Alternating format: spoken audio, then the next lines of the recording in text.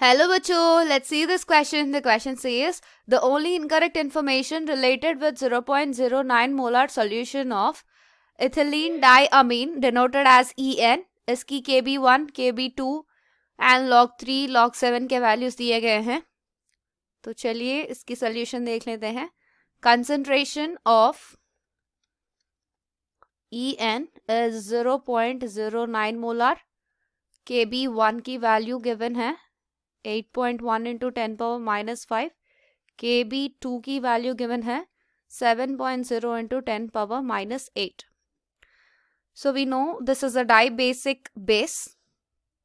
En is a dibasic base as K2 is 1000 times smaller than K1. It can be treated as monobasic.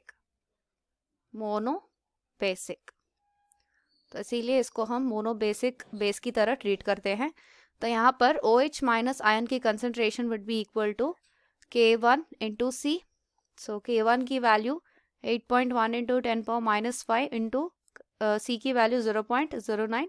तो इसे calculate करने पर we get the concentration of OH minus as 0.0027.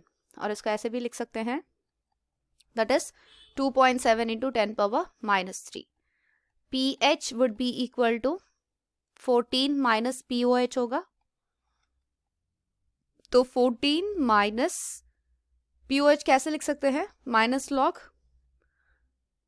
2.7 into 10 power minus 3 की तरह लिख सकते हैं. तो यहाँ से इसे कैलकुलेट करने पर आ जाएगा 11.44. सो EnH प्लस की वैल्यू होगी 27,